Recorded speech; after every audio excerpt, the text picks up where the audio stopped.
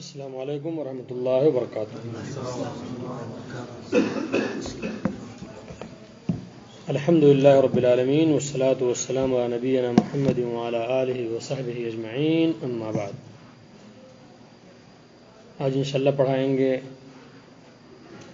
شراب کی حرمت اور شراب کس کو کہتے ہیں، اس کی تعریف کیا ہے، اور شراب کے ہم معنی جتنی چیزیں ہیں اس کی جو مذمتیں آئی ہوئی ہیں قرآن و حدیث میں، اس کو انشاءاللہ بیان کریں گے۔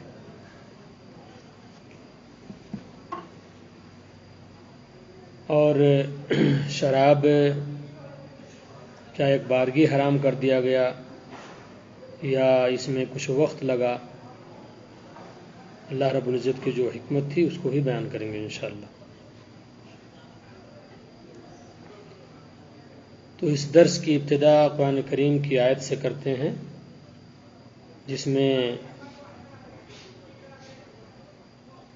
شراب کے متعلق پوچھا گیا تھا،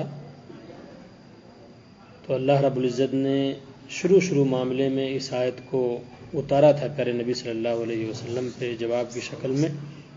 یہ سورہ بقرہ کی آیت نمبر 219 ہے، سورہ بقرہ کی آیت نمبر 219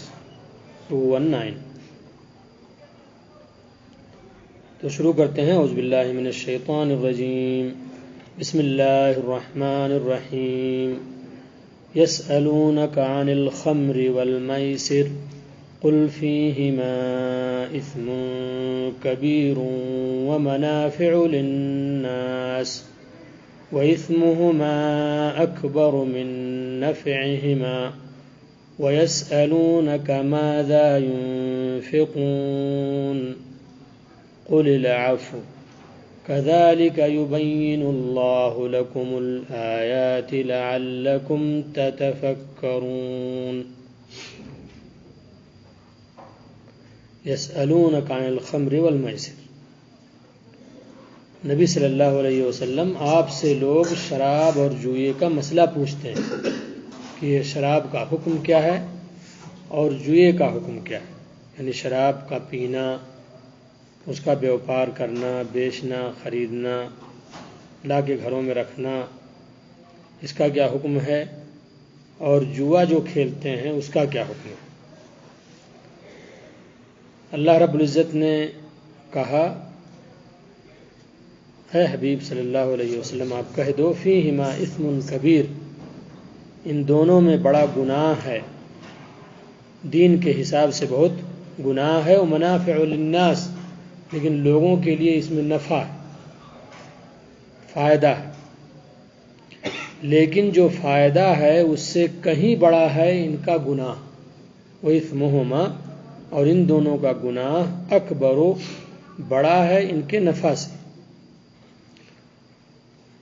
وَيَسْأَلُونَكَ مَاذَا يُنْفِقُونَ، وہ آپ سے یہ بھی پوچھتے ہیں کہ کیا خرچ کریں، کیسے خرچ کریں لوگوں میں۔ قُلِ الْعَفْوَ، تو اے نبی صلی اللہ علیہ وسلم آپ کہہ دو، ضرورت سے زائد جو بھی چیز ہو اس کو کیا کر دو، اللہ کے راستے میں خرچ کر دو۔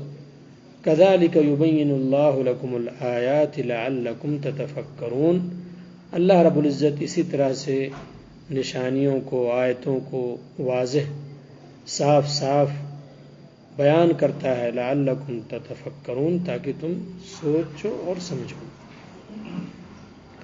یہ ابتدائی چیز ہے جناب۔ شروع میں جب لوگوں نے شراب کے متعلق پوچھا تو اللہ رب العزت نے اس کو حرام قرار نہیں دیا، کوئی مصلحت اللہ کی رہی ہوگی، نئے مسلمان تھے سب، اور ایسے ہی اس سے پہلے وہ لوگ شراب پیتے تھے جاہلیت میں، مسلمان ہوئے تو ان کو کچھ ایسا محسوس ہوا کہ یہ غلط ہو رہا ہے، کیونکہ آدمی کی عقل چلی جاتی تھی اور آدمی سمجھ نہیں پاتا تھا کیا بول رہا ہے، کیا کہہ رہا ہے۔ تو انہوں نے مسئلہ پوچھا، اور خاص طور سے اس میں پیش تھے عمر بن خطاب رضی اللہ عنہ۔ وہ چاہتے تھے کسی حساب سے یہ شراب کی جو لعنت ہے ختم ہو جائے اور اس کو حرام کر دیا جائے، تاکہ جو اس کی برائیاں ہیں اور جو اس کی پریشانیاں ہیں وہ بھی کیا ہو جائیں، دور ہو جائیں اور ختم ہو جائیں۔ اور جو اللہ رب العزت نے کہا صحیح کہا، اور اللہ سے بہتر کون جانتا ہے، گناہ اس میں بہت زیادہ ہے۔ یعنی اس وقت بھی اس کا پینا کیا تھا، گناہ تھا، اسی لیے اللہ نے کہا فیہما اثم کبیر، اس میں کیا ہے، گناہ بہت، لوگوں کے لیے نفع ہے۔ گناہ کے کام بہت زیادہ ہو جاتے تھے شراب پینے سے، شراب پینے سے گناہ کا کام بہت زیادہ ہو جاتا تھا۔ یہ اور بات تھی کہ چھوٹ تھی، اس پہ پکڑ نہیں تھی، لیکن بہت سارے گناہ کے کام شراب پینے سے ہو جایا کرتے تھے، اور نفع لوگوں کا بہت تھا اس میں۔ جا کے دیکھیں کتنے لوگوں نے اپنے کھیت کو بیچ دیا، اپنے گھروں کو بیچ دیا، اور جب یہ لت لگ جاتی ہے تو پھر لوگ پتہ نہیں کیا کیا قربانیاں پیش کر دیتے ہیں، کون کون سی چیزیں بیچ کر کے، زیورات ہیں، کپڑے ہیں، گہنے ہیں، جائیدادیں ہیں۔ کتنے ایسے واقعات ہیں کہ وہ لوگ جو لوگ شراب پیتے ہیں، یہ تمام چیزیں ان کے لیے بڑی آسان ہوتی ہیں، پیسہ روپیہ ان کے سامنے کچھ نہیں ہوتا۔ اللہ تعالیٰ محفوظ رکھے۔ ایسے ہی جناب جوئے میں کیا ہے، جو جیتتا ہے فائدہ اٹھاتا ہے، اور جو خسارہ اٹھاتا ہے اٹھاتا رہتا ہے۔ اور ایسے ہی جو لوگ شراب بیچنے والے ہیں، دیکھیں کتنے مالدار ہو جاتے ہیں، فائدہ ہے ان کا اس میں، کیونکہ ان کی دکان بڑی چلتی ہے۔ ڈھٹائی سے بھی کچھ لوگ پیتے ہیں، کچھ لوگ چوری پیتے ہیں، اور شراب کتنی بھی مہنگی کیوں نہ کر دی جائے، جو پیتے ہیں۔ تو اللہ رب العزت نے کہا کہ اس کے پینے سے بہت سارے گناہ سرزد ہو جاتے ہیں۔ یہ اور بات ہے لوگوں کے لیے اس میں کچھ فائدہ ہے، لیکن ان کے جو گناہ ہیں ان کے نفع سے زیادہ ہیں۔ پھر اس کے بعد بات آئے گی کہ اللہ رب العزت نے کہا کہ لوگوں اس کے قریب نہ جاؤ، جب نماز پڑھنی ہو تمہیں تو شراب پی کر کے مت آؤ۔ اس کو اللہ رب العزت نے سورہ نساء کی آیت نمبر 43 میں اس کو کہا کہ لا تقربوا الصلاۃ وانتم سکارى، جب تم مست رہو شراب پی کر کے تو نماز پڑھنے کے لیے نہ آؤ۔ کب آؤ؟ جب تم جان سکو کہ کیا کہہ رہے ہو، اللہ سے کیا مانگ رہے ہو۔ اس کو اللہ رب العزت نے قرآن کریم میں ذکر کیا ہے، کہا یا ایھا الذین آمنوا، سورہ نساء کی آیت نمبر 43 میں، مومنو لا تقربوا الصلاۃ وانتم سکارى، جب تم نشے کی حالت میں مست رہو تو نماز کے قریب بھی نہ جاؤ، حتی تعلموا ما تقولون، جب تک کہ اپنی بات کو سمجھنے نہ لگو، جب تک کہ اپنی بات کو سمجھنے نہ لگو کہ کیا کہہ رہے ہو۔ اب ظاہر سی بات ہے، تم نماز میں کھڑے ہو، تم جانتے ہی نہیں کیا کہہ رہے ہو، کیا پتہ ہو سکتا ہے اپنے اوپر بد دعا کر لو اور اللہ تعالیٰ اس کو قبول کر لے، تمہاری زندگی میں اس کو نافذ کر دے۔ تو یہ دوسرا اسٹیپ تھا۔ تو پہلی مرتبہ میں لوگوں نے کیا کہا، نفع تو اللہ نے کہا ہے اگرچہ گناہ ہے، روکا تو نہیں ہے اللہ نے۔ پھر جب یہ بات آئی تو کہا ہم شراب پی کے نہیں جائیں گے نماز پڑھنے۔ پھر وہ تیسری آیت سورہ مائدہ والی، جس کو میں نے آپ لوگوں کے بیچ میں بیان کیا تھا پچھلے درس میں، اور بتایا تھا کہ اس میں اللہ رب العزت نے صاف صاف کہہ دیا ہے کہ یہ چیز کیا ہے، حرام ہے، اور اس کے قریب مت جاؤ۔ یا ایھا الذین آمنوا، مومنو انما الخمر والمیسر، یہ شراب اور جوا، والانصاب، اور یہ بت، والازلام، اور فال نکالنے والے تیر، رجس من عمل الشیطان، یہ سب گندی چیزیں ہیں، شیاطین کے کام ہیں، فاجتنبوہ، اس سے بچو اگر کامیابی چاہتے ہو، تاکہ کامیاب ہو جاؤ اس چیزوں سے بچنا پڑے گا۔ تو یہ تمام چیزیں جناب، اور اس کو اللہ رب العزت نے ایک سانس میں کہا ہے، شراب، یہ جوا اور بت اور یہ پھال نکالنے والی چیزیں، سب کا حکم ایک جیسا ہے، سب کا حکم ایک جیسا ہے، یعنی حرام ہے اور جائز اور درست نہیں. تو اس لیے میں نے اس کو بیان کر دیا تاکہ آپ جانیں. تو 3 حالتوں میں جا کر کے پھر شراب کیا ہوئی ہے؟ حرام ہوئی ہے. جب یہ آیت اتری آخری تو پیارے نبی صلی اللہ علیہ وسلم نے کہا شراب اب حرام کر دی گئی ہے. اور یہ جنگ بدر تک نہیں حرام ہوئی تھی، اس کے بعد حرام ہوئی ہے. تاریخ میں آتا ہے کہ اس وقت چونکہ جائز تھی تو صحابہ پی کے لڑے، ہے نا، لیکن اس وقت کی تمام عبادتیں قبول ہوئی ان کی، اس لیے کہ اللہ نے اس کو منع نہیں کیا تھا. تو اس طرح سے اللہ رب العزت نے اب حرام کر دیا، کسی کے لیے جائز نہیں ہے کہ اب شراب کو منہ لگائے. اللہ تعالی ہمیں اور آپ کو اس سے بچائے. اسی آیت میں یہ بات بھی ہے وَيَسْأَلُونَكَ مَاذَا يُنْفِقُونَ. لوگ آپ سے یہ بھی مسئلہ پوچھتے ہیں کہ کیا خرچ کریں، کیسے خرچ کریں اپنے پیسے روپے کو. قُلِ الْعَفْوَ، تو آپ کہہ دو العفو، جو آپ کی حاجت سے ضرورت سے بچ جائے، جو آپ کی حاجت اور ضرورت سے بچ جائے اس کو آپ خرچ کرو. صحابہ آئے، انہیں پوچھا اللہ کے رسول صلی اللہ علیہ وسلم کیسے خرچ کریں؟ تو کہا پہلے اپنے اوپر خرچ کرو، پہلے اپنے اوپر خرچ کرو، اور اس کے بعد اپنے بیوی بچوں پہ خرچ کرو.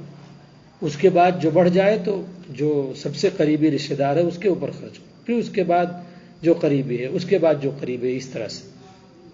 اور اسی ضمن میں پیارے نبی صلی اللہ علیہ وسلم نے فرمایا کہ اللہ رب العزت چاہتا ہے کہ جس معیار کا بندہ ہو اس معیار سے پہنے اور اوڑھے،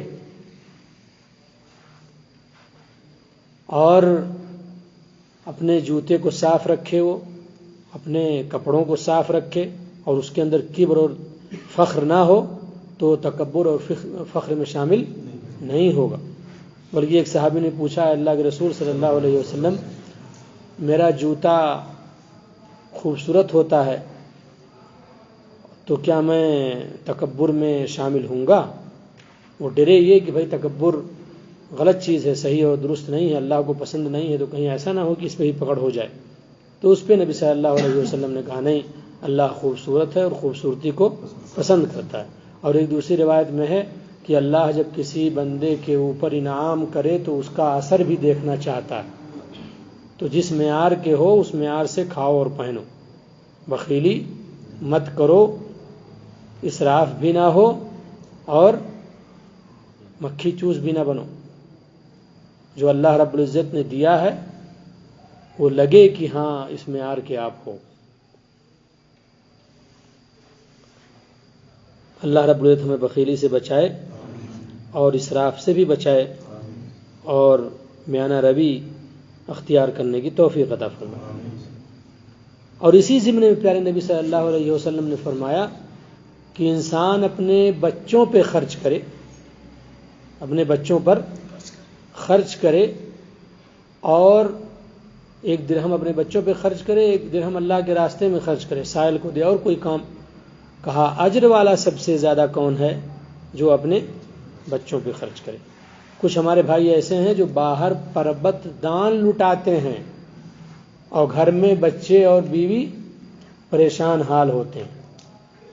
کچھ لوگ ایسے ہیں جو باہر لگتے ہیں کہ بہت بڑے دانی ہیں، لیکن ان کے رشتہ دار، ان کے گھر والے پریشان رہتے ہیں. تو حدیثوں کو اگر آپ اکٹھا کریں گے، قرآن کی آیتوں کو اکٹھا کریں گے، تو آپ کو یہ سمجھ میں آئے گا کہ سب سے پہلے آپ اپنی ضرورتیں دیکھیں، اپنے اوپر خرچ کریں، پھر بیوی بچوں پہ خرچ کریں، والدین پہ خرچ کریں، جو بھی قریبی رشتہ دار ہوتے جاتے ہیں ان کو خرچ کریں، پھر بعد والوں کا نمبر آتا ہے. اگر ایسے سب لوگ سوچ لیں تو پھر وہی نہ پڑے. لیکن اس کا مطلب یہ قطعاً نہیں ہے کہ آپ خرچ کرتے کرتے ہاتھ ہی روک لیں. نہیں، جہاں جس طرح سے ضرورت ہو، مناسب ہو، اس حساب سے کیا کریں، آپ خرچ کرتے رہیں. آپ زیادہ بہتر جانتے ہیں. اسی لیے اللہ رب العزت نے کوئی پرسنٹ مقرر نہیں کیا. کہا قُلِ الْعَفْوَ، اے نبی صلی اللہ علیہ وسلم کہہ دو کہ آپ کی حاجت سے جو چیز زیادہ ہو جائے اس کو کیا کر دو، خرچ کر دو. ایسے کچھ بھائی ہمارے ایسے ہیں جو حاجت سے زیادہ کچھ چیزیں ہوتی ہیں رکھے رہتے ہیں، اس کو سال سال بھر استعمال نہیں کرتے. آپ غریبوں کو اس کو دے دو، جاڑے کا موسم ہے گھروں میں، اور دوسری جگہوں پہ بات کہہ دو کہ جو حاجت سے زیادہ چیزیں ہیں اس کو رکھنے سے کوئی فائدہ نہیں ہے. رکھے رکھے وہ چیز سڑ جائے گی. لیکن ایک ایسی چیز اگر ہے آپ اسے استعمال کرتے رہتے ہو کوئی بات نہیں، لیکن ایک ایسی چیز کو سالوں سال آپ استعمال نہیں کر رہے ہو، رکھے ہوئے ہو صرف، تو وہ اچھی بات نہیں ہے۔ اس کو رکھنا اللہ کے راستے میں، تو اس کا ثواب پاؤ گے اور اللہ تمہیں بھی اجر دے گا اور وہ توفیق دے گا انشاءاللہ، اپنی حاجت کے حساب سے آپ خریدو گے بھی۔ کذالک یبین اللہ لکم الآیات، تو اسی لیے دیکھیں یہاں پہ بہت معیاری جملہ یہ ہے، قل العفو، اے نبی صلی اللہ علیہ وسلم آپ کہہ دو کہ خرچ اس طرح سے کرنا ہے کہ تمہاری حاجت سے جو بڑھ جائے، تمہاری حاجت سے جو زیادہ ہو جائے، لگے کہ ہاں یار یہ اب ہمیں خرچ کر دینا چاہیے، تو آپ خرچ کر دو، اس کو اللہ کے راستے میں دے دو۔ کذالک یبین اللہ لکم الآیات لعلکم تتفکرون، اللہ رب العزت اسی طرح سے تمہارے لیے احکام کو بیان کرتا ہے تاکہ تم سوچ سمجھ سکو۔ اللہ سے دعا اللہ تعالی ہمیں ان باتوں پہ عمل کرنے کی توفیق عطا فرمائے۔ کسی بھائی کو کوئی بات پوچھنی ہو اس آیت کے ترجمے، تفسیر اور حکم کے متعلق تو وہ پوچھ سکتے ہیں۔ آپ نے بتایا ہے کہ تینوں چاروں چیزیں مٹی ہے کہ حکم میں آ رہی ہیں، جی دعا ہے، بت ہے، تو یہ بت جو ہے یہ تو اس کے شرک کے زمرے میں چلا جائے گا، اس کو ارادہ کیا جائے گا کیسے؟ وعلیکم السلام اللہ۔ ہاں صحیح آپ نے سوال کیا، اور اس کا جواب یہ ہے، آپ لوگوں نے سوال سمجھا، یہ چار چیزیں جو پچھلے درس میں بیان کی گئی تھی کہ جوا ہے، پھال نکالنا ہے، بت ہے اور شراب ہے۔ وعلیکم السلام۔ یہ بات عمومی طور پہ اس لیے کہہ دی گئی ہے کہ یہ حرام ہے سب کچھ۔ ہمارے بھائی کسی کو ہلکا سمجھتے ہیں، کسی کو مکروہ سمجھ لیتے ہیں، اور کسی کو کہیں کہیں سمجھتے ہیں ہو سکتا ہے اس کا حکم شریعت میں جائز ہو، اس لیے کہہ دیا گیا ہے کہ حرمت میں سب برابر ہیں۔ یہ اور بات ہے جس حساب سے جو برا عمل کرے گا اس کے اوپر اس حساب سے گناہ پڑے گا، اس کے حساب سے حکم لگے گا۔ مثال کے طور پہ جو شراب پیے گا ثابت ہو جائے گا اس کو 80 کوڑے لگیں گے، ہے نا، یہ چیز موجود ہے شریعت کے اندر، لیکن وہ مسلمان رہے گا، اسلام سے خارج نہیں ہوگا۔ ایک آدمی ہے جو جوا کھیل رہا ہے، تو جوا کھیل رہا ہے تو جو کیا کہتے ہیں سزا ہے اس کے اوپر وہ ہوگی، ہے نا، اور اس کو توبہ کرنا ضروری ہے، جیسے شراب پینے والے کو توبہ کرنا ضروری ہے۔ لیکن پھال نکالنے والا بھی کیا کہتے ہیں اگر اسی کو سب کچھ سمجھ رہا ہے نا، تو شرک اکبر ہو سکتا ہے۔ لیکن اگر وہ صرف یہ سمجھ رہا ہے کہ ایسے کر رہا ہوں دیکھتا ہوں کیا ہے کیا نہیں ہے، تب بھی وہ شرک اصغر سے کم نہیں ہے۔ ایسے ہی جو بت پوجے تو بہرحال ان تینوں سے بھی وہ بڑا ہے، ان تینوں سے بھی وہ بڑا ہے۔ پھال نکالنے میں یہ ہے کہ کبھی کبھی ایسا ہوتا ہے کہ لوگ یہ نہیں سمجھتے ہیں کہ وہ اللہ ہے، جو چیزیں ہو جائیں گی وہ وہی کرنے والا، اس لیے وہ شرک اصغر میں شامل ہو سکتا ہے، لیکن وہ بھی زنا اور چوری سے کیا ہے بڑا ہے۔ کہ آپ پھال نکالیں مشرکوں کی طرح سے اور سمجھیں کہ کیا کہتے ہیں اس سے ہمیں پتہ چل جائے گا کہ کون چیز ہمارے لیے شبہ ہے، اچھی ہوگی، اور کون چیز ہمارے لیے بری ہوگی۔ لیکن ان تینوں چیزوں سے بڑا ہے بتوں کی کیا ہے پوجا کرنا اور اس کی پرستش کرنا۔ تو جس سے جو چیز سرزد ہوگی اسی حساب سے حکم لگے گا، لیکن چاروں کا حکم ایک بارگی اگر کہا جائے تو یہ کہا جائے گا کہ چاروں کیا ہے حرام ہیں، صحیح اور درست نہیں ہے، صحیح اور درست نہیں ہے۔ ایک ساتھ اس لیے کہا جاتا ہے تاکہ آپ سمجھیں کہ یہ کتنی بڑی بڑی چیزیں ہیں کہ اللہ نے اس کو بت کے ساتھ ذکر کیا ہے، بتوں کے ساتھ اس کو کیا کیا ہے ذکر کیا ہے۔ تو یہ سب اسی کیٹیگری کے ہیں، شیاطین کے کام ہیں، شیاطین کے کام ہے، لوگوں کو بت پرستی کا حکم دیتا ہے، لوگوں کو پھال نکالنے کا حکم دیتا ہے، لوگوں کو وہ شراب پینے کا حکم دیتا ہے، لوگوں کو وہ جوا کھیلنے کا حکم دیتا ہے، اور یہ چاروں چیزیں کیا ہیں بری ہیں اور حرام ہیں۔ تاکہ اس کی قباحت آپ کو سمجھ میں آئے، تاکہ آپ اس چاروں کی گندگی سمجھ میں آئے، اس لیے علماء یہ بات کہتے ہیں کہ ایک ساتھ اس کو ذکر کیا گیا ہے، تو کوئی یہ نہ سمجھے کہ حرمت میں کوئی فرق ہے۔ البتہ حکم میں جیسے ہمارے قمر بھائی نے کہا کہ فرق ہے، کیونکہ جرم الگ الگ ہے، جرم الگ الگ ہے، کوئی شرک اصغر ہے، کوئی گناہ کبیرہ ہے، بڑا گناہ ہے، اور کوئی شرک اکبر ہے جیسے بتوں کی پرستش۔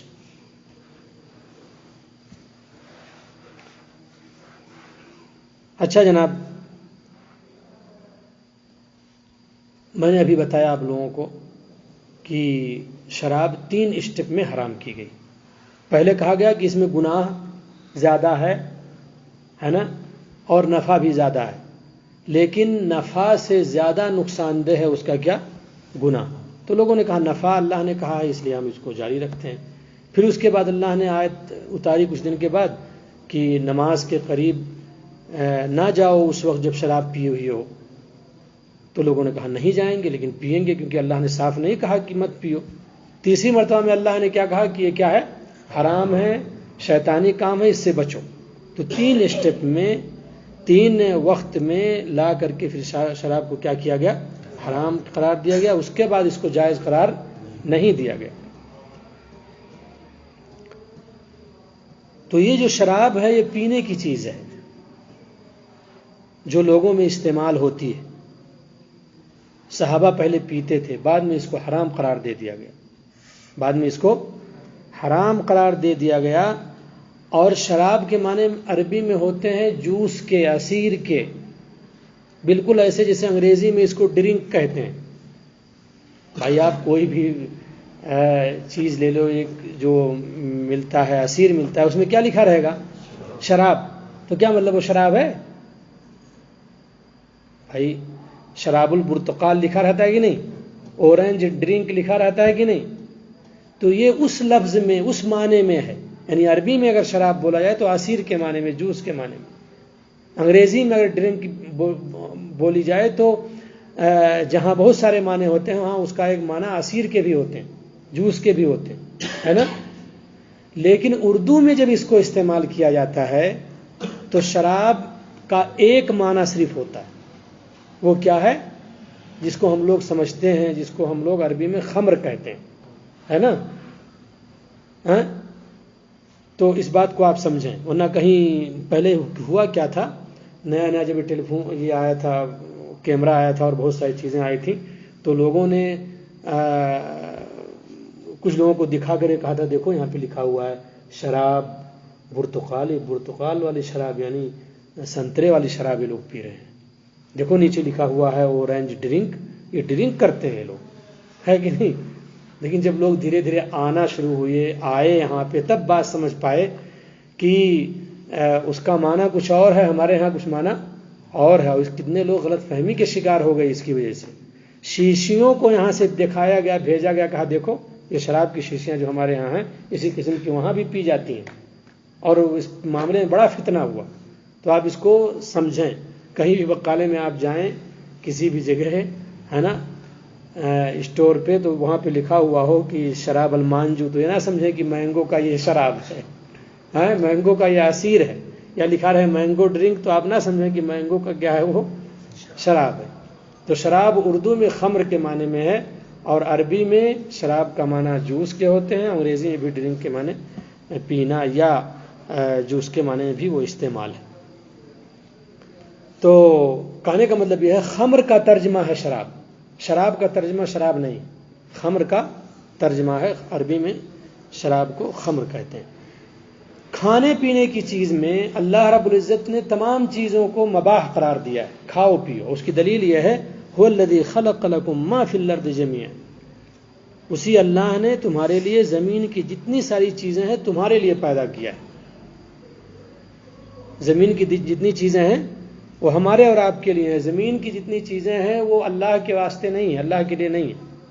اسی لیے نبی صلی اللہ علیہ وسلم حدیث میں فرماتے ہیں اگر اس زمین کی ویلو، اس دنیا کی ویلو ایک مچھر کے پر کے برابر بھی ہو تو اللہ رب العزت مشرک کو اور کافر کو ایک گھونٹ پانی بھی نہیں دے گا، ایک گھونٹ پانی بھی نہیں دے گا. تو دنیا کی جتنی چیزیں ہیں سب حلال ہیں. شرط یہ ہے کہ اس کو منع نہ کیا ہو قرآن اور حدیث نے، قرآن اور حدیث نے. کیونکہ دنیا میں اتنی ساری چیزیں ہیں کہ اگر وہ بیان کی جاتی تو یہ قرآن اتنا ہی نہیں رہتا، بہت جلدوں میں ہو جاتا ہو، پھر کون پڑھتا اسے. اسی لیے اللہ رب العزت کی مہربانی یہ ہے کہ اس نے تمام چیزوں کو حلال قرار دیا. اب یہ اور بات ہے کسی کو کوئی چیز نقصان کر جائے، کسی کو کوئی چیز فائدہ کر جائے. جو آپ کو فائدہ کرے وہ کھاؤ، جو نقصان کرے اس سے بچو. یا اپنا علاج کراؤ یہاں تک کہ اس کو بھی کھانا شروع کر دو، ہے نا؟ اللہ رب العزت نے بنیاد بنا دی ہے، اس سے خوب بناؤ الگ الگ چیزیں. چاول دے دیا ہے، چاول کی کتنی چیزیں بنتی ہیں، پلاؤ بنتا ہے، بریانی بنتی ہے، اور یہ ایک چیز کیا بنتی ہے، کھچڑی بنتی ہے. اب لوگ بھیا، اور اس کے علاوہ کھیر بھی بنتی ہے، اور بہت ساری چیزیں. ایک چیز اللہ نے بنائی ہے، پھر اس کے بعد آپ جانو کلاکاری آپ کرو، ہے کہ نہیں؟ گوشت دے دیا، اب اس کے بعد آپ جو جس طرح سے اس کو بنا سکو بنا دو. تو اللہ رب العزت نے چھوٹ دے دی ہے آپ کو. شرط یہ ہے حلال ہو، شرط یہ ہے حلال ہو، حرام کے زمرے میں نہ آئے، ہے نا؟ اچھا جناب، ایسے ہی انہی چیزوں میں سے جس کو منع کیا ہے اللہ رب العزت نے ایک اصول بیان کر دیا ہے. کہیں نام بھی لے لیا ہے، لیکن کہیں ایک اصول بھی اللہ نے بیان کر دیا. اب جیسے نام جہاں لیا ہے، خمر کا نام لیا، شراب کا، تو اس کا مطلب یہ قطعاً نہیں ہے کہ صرف شراب حرام ہے پینے میں اور تمام چیزیں پی سکتے ہو. نبی کریم صلی اللہ علیہ وسلم نے اس کی وضاحت کی ہے. صحیح مسلم کی روایت ہے، کل مسکرن خمر،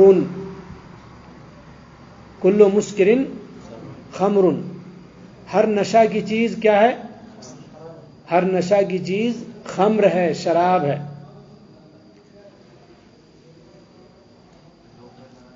شمیم بھائی کی بڑی شکایتیں ہیں، پچھلے بھی درس میں ان کے حرکات جاری تھے. اگر ایسے رہے تو ان کی جگہ کو تبدیل کیا جائے گا، اور جو لوگ آپس میں بات کرتے ہیں یا ایک دوسرے کو وسوسہ دلاتے ہیں ان کو سزائیں دی جائیں گی.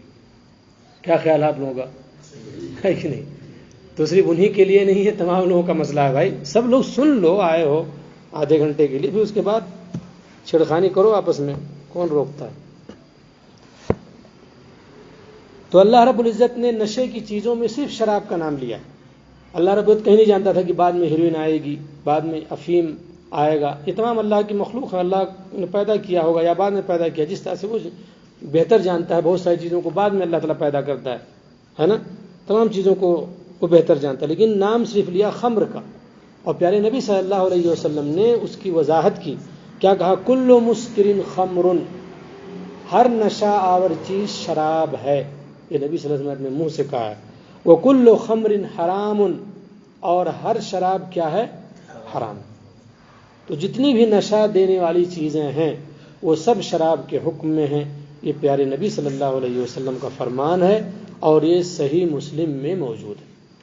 جو کتاب ہے حدیث کی، صحیح مسلم میں یہ بات کیا ہے؟ موجود ہے. اور ایسے ہی جناب عبداللہ ابن عمر رضی اللہ عنہ کہتے ہیں کہ رسول اللہ صلی اللہ علیہ وسلم نے فرمایا. لیکن یہ حدیث پڑھنے سے پہلے آپ سن لیں، یہ جو شراب یہاں کی ہے، یہاں کی شراب بدبودار ہوتی ہے، نشہ کرتی ہے، یا ہو سکتا ہے آج کل ریفائن ہو کے آتی ہو، نہ بدبودار ہو، تو نشہ ضرور کرتی ہے. نشہ ضرور کرتی ہے، جس سے انسان کا عقل مار دیا جاتا ہے. وہ سمجھ نہیں پاتا کہ میں کیا کہہ رہا ہوں، کہاں ہوں، کیا کر رہا ہوں، ہے نا؟ جنت میں بھی شراب ہوگی، لیکن وہ شراب الگ ہوگی، میٹھی ہوگی، بہترین ہوگی، خوشبودار ہوگی. دنیا سے اس کا کوئی لینا دینا نہیں ہوگا، صرف نام ہے، بس صرف نام ہے. اب اس حدیث کو سنیں تب سمجھ میں بات آئے گی. عبداللہ ابن عمر رضی اللہ عنہ کہتے ہیں کہ رسول اللہ صلی اللہ علیہ وسلم نے فرمایا، جو آدمی دنیا میں شراب پی کر بغیر توبہ کے مر گیا، بغیر توبہ کے مر گیا، آخرت والی شراب کو وہ پینے کو نہیں پائے گا. یعنی اللہ رب العزت اس سے وہ نعمت کیا کرے گا؟ جنت میں چھین لے گا. کہتے ہیں نا جنت میں جو بھی چاہیں گے ملے گی. ٹھیک ہے ملے گی، لیکن کچھ شرطیں ہیں. اگر آپ دنیا میں اس کو پی رہے ہیں شراب کو، اور بغیر توبہ کیے ہوئے مر گئے، بغیر اللہ سے معافی مانگے ہوئے مر گئے، تو وہ اللہ چھین لے گا. دوسرے لوگ پئیں گے، آپ تاکیں گے، آپ کو پہنچے گی ہی نہیں، پی نہیں پائیں گے آپ. کتنا افسوس ہوگا، ہے نا؟ لیکن وہ شراب، اس شراب سے نشہ نہیں ہوگا، نام صرف ہے بس. عبداللہ ابن عباس رضی اللہ عنہ کہتے ہیں کہ دنیا میں جتنی چیزیں جنت کی بیان کی جاتی ہیں، یہ صرف نام ہیں. کوئی آدمی کتنا کیوں نہ سوچ لے، اس کے دل پہ وہ چیز گزرے گی ہی نہیں. اتنی ہائی کوالٹی کی چیزیں وہاں پہ ہوں گی، اتنے اعلیٰ قسم کی چیزیں ہوں گی. ہم اس کو کتنا سوچیں بھی. کہا ولا خطر علی قلب بشر، کسی ایک انسان کے جی میں بھی وہ بات نہیں آئے گی. جب وہاں جا کے دیکھے گا تب وہاں کے حسن کو سمجھے گا، وہاں کی عزت کو سمجھے گا، اور جنت کی اچھائی کو وہاں جا کر کے جانے گا۔ تو اللہ کے بندو جو بھی یہ حرکت جس کے یہاں ہے وہ سب چھوڑ دیں، ورنہ اللہ رب العزت اس نعمت سے محروم کر دے گا۔ ایسے ہی نبی کریم صلی اللہ علیہ وسلم بیان فرماتے ہیں کل شراب اسکر فہو حرام، جو بھی مشروب، جو بھی جوس، جو بھی پانی پینے والی چیز نشہ کر دے، نشہ لے آئے، وہ کیا ہے؟ حرام ہے۔ ہر نشہ آور چیز کیا ہے؟ حرام ہے۔ اور جب یہ شراب حرام ہوئی تو انس رضی اللہ عنہ کا ایک واقعہ بیان ہوا ہے حدیث میں، اس میں یہ ہے کہ کہتے ہیں کہ میں پلا رہا تھا لوگوں کو شراب، جائز تھی اس وقت، پلا رہا تھا شراب سب کو، تو نبی کریم صلی اللہ علیہ وسلم نے ایک آدمی کو بھیجا کہ جا کر کے گھوم گھوم کر کے مدینہ میں یہ آواز لگا دو کہ شراب حرام کر دی گئی ہے، اب کوئی اسے منہ نہ لگائے، کوئی نہ پیے، کوئی اسے نہ پیے۔ انس بن مالک رضی اللہ عنہ کہتے ہیں کہ میں نے اس بات کو سنا، وہ صحابہ جو پی رہے تھے انہوں نے بھی سنا، میں نکال کے دے رہا تھا، تو ایک صحابی کو میں نے کہا کہ اور دوں؟ کیا کہا؟ اور دوں؟ تو انہوں نے کہا نبی کریم صلی اللہ علیہ وسلم کے منادی اور آواز لگانے والے کی آواز کو نہیں سن رہے ہو؟ اب جب نبی صلی اللہ علیہ وسلم کی طرف نسبت کر کے وہ بندہ کہہ رہا ہے کہ نبی صلی اللہ علیہ وسلم کا فرمان ہے شراب حرام کر دی گئی ہے، لوگوں اب منہ نہ لگاؤ، تو انس بن مالک رضی اللہ عنہ نے صحابہ کرام رضوان اللہ علیہ مجمعین کے تقوی اور پرہیزگاری کو اس کو بیان کیا۔ ہمیں بھی چاہیے کہ اس طرح سے پرہیزگاری اختیار کریں۔ جب ہم سن لیں کہ ہمارے پیارے نبی صلی اللہ علیہ وسلم اس بات کو کہہ رہے ہیں تو اگر حکم ہو تو اس کو بجا لائیں، اگر منع کیا گیا ہو تو اس سے رک جائیں، اگر منع کیا گیا ہو تو اس سے رک جائیں۔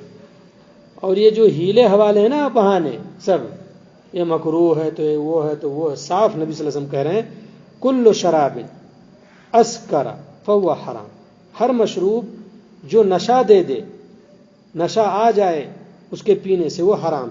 ایسے ہی نبی صلی اللہ علیہ وسلم ایک حدیث میں فرماتے ہیں، اور وہ موضوع آئے گا انشاءاللہ، کہ جس کا زیادہ نشہ دے دے اس کا تھوڑا بھی کیا ہے؟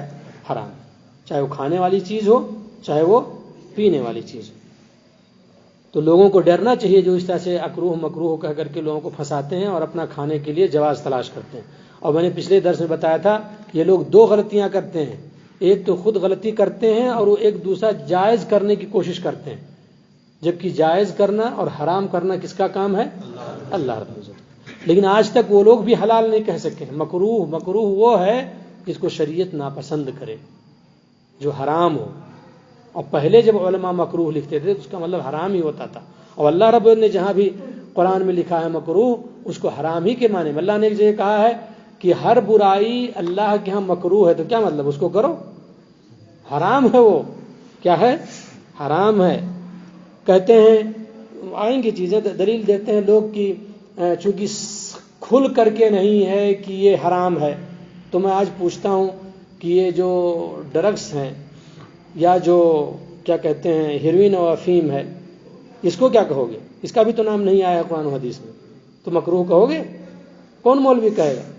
تو اس لیے یہ دو جرم کر رہے ہیں جو لوگ کھاتے بھی ہیں اور جائز کرنے کی کوشش کرتے ہیں، اس لیے قریب اس کے مت جائیں، اللہ سے توبہ کریں، اور اللہ رب العزت سے دعا ہے اللہ تعالی ہم تمام لوگوں کی اصلاح فرمائے جو بھی غلطیاں چھوٹی بڑی ہم کر رہے ہیں۔ آمین۔ اور دوسری روایت میں ہے، یہ تو انس رضی اللہ عنہ کی بات تھی کہ مطلب صحابہ نے کہا نہیں اب نہیں پئیں گے۔ دوسری روایت میں ہے جو صحیح مسلم کی روایت ہے، اور جس سے امام مسلم رحمۃ اللہ علیہ نے یہ دلیل پکڑی ہے کہ شراب کا بیچنا اور خریدنا کیا ہے؟ حرام ہے۔ کیا ہے اس میں کہ جب شراب حرام کر دی گئی تو صحابہ نے مدینوں کے راستوں میں اس کو بہا دیا۔ اگر اس کی خرید و فروخت جائز ہوتی تو صحابہ محتاج تھے، ضرورت مند تھے، اس کو کیا کرتے؟ بیچ لیتے اور اس کا پیسہ اپنے کام میں لگا لیتے، کیونکہ یہودی استعمال کرنے والے تھے، منافقین استعمال کرنے والے تھے، لیکن انہوں نے ایسا نہیں کیا۔ اور ایسے ہی ایک حدیث میں تو یہاں تک ہے کہ وہی بات جو پرانا جواب دیا گیا وہ یہ ابو ہریرہ رضی اللہ عنہ سے روایت ہے سنن ابن ماجہ میں کہ نبی صلی اللہ علیہ وسلم نے فرمایا کہ ہمیشہ شراب پینے والا کسی بت کے عبادت کرنے والے کی طرح سے ہے۔ کسی بت کے عبادت کرنے والے کی طرح سے. ساتھ میں بیان کرنے کا مقصد یہ نہیں ہے کہ دونوں کا جرم ایک جیسا ہے. جو کسی بت کی عبادت کرتا ہے وہ کافر ہے، اس میں کوئی شبہ نہیں ہے. سب لوگ متفق ہیں، اس میں سب لوگ متفق ہیں. اور اس پہ بھی اتفاق ہے کہ جو شراب پیتا ہے وہ غلط کر رہا ہے، گناہ کبیرہ، لیکن وہ مسلمان ہے، اسلام سے نکلا نہیں ہے. لیکن یہاں اس کی شناعت کو، اس کی خرابی کو اور اس کے گناہ کو بتانا مقصد ہے کہ ایک بت کی پوجا کرنے والے کی طرح سے وہ انسان ہے، وہ مسلمان ہے جو برابر شراب کو کیا کر رہا ہے، پی رہا ہے. ایسے ہی جناب بہت ساری حدیثوں میں آپ دیکھو گے کہ نبی کریم صلی اللہ علیہ وسلم نے باقاعدہ نام لیا ہے کہ انگور کا شراب حرام ہے، کھجور کا شراب حرام ہے، شہد کی شراب حرام ہے، گیہوں اور جو کی شراب حرام ہے. تو اس کا مطلب یہ نہیں ہے کہ اور باقی چیزیں جو ہیں وہ جائز ہیں، ہرگز نہیں. کوئی آدمی چاول کا بنائے تو شراب تو جائز ہو جائے گی؟ نہیں. اس کا مطلب یہ ہے کہ اس زمانے میں جو اعلیٰ قسم کی شراب بنائی جاتی تھی انہی چیزوں سے بنائی جاتی تھی. جو اعلیٰ قسم کی شراب بنائی جاتی تھی وہ کھجور سے، انگور سے، شہد سے، گیہوں سے، جو سے بنائی جاتی تھی. اس کا مطلب یہ نہیں ہے کہ اور چیزوں سے شراب بنے تو وہ حرام نہیں ہے نا. اس لیے کچھ علماء کو غلط فہمی اس سے ہو جاتی ہے. تو صحیح بات یہ ہے کہ شراب جیسے نبی صلی اللہ علیہ وسلم نے فرمایا کہ ہر نشہ آور چیز کا حکم کیا ہے، شراب کا حکم ہے. اس لیے اس شبہ کو واضح طور پہ اور ختم کر دیا پیارے نبی صلی اللہ علیہ وسلم نے. بالکل ایسے ہی جیسے کہا تھا الحج عرفہ، عرفہ بہت اہم ہے حج میں. اس کا مطلب یہ نہیں ہے کہ پورا کا پورا حج عرفہ ہی ہے.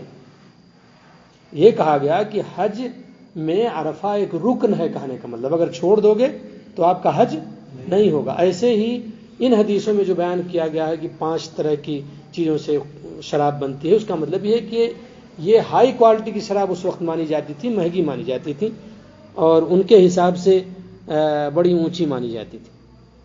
تو اس لیے پیارے نبی صلی اللہ علیہ وسلم نے اس سے منع کیا. تو تمام کا لب لباب یہی ہے جو نبی کریم صلی اللہ علیہ وسلم کی حدیث میں مذکور ہے، وہ یہ کہ ہر نشہ آور چیز شراب ہے اور ہر شراب کیا ہے، حرام ہے. اور یہ روایت موجود ہے جناب صحیح مسلم میں اور سنن ابی داؤد میں، سنن ترمذی میں، سنن نسائی میں. اس لیے جو بھی چیز نشہ دیتی ہے وہ شراب کے حکم میں ہے، کوئی کتنی اس کی تعویل کیوں نہ کرے.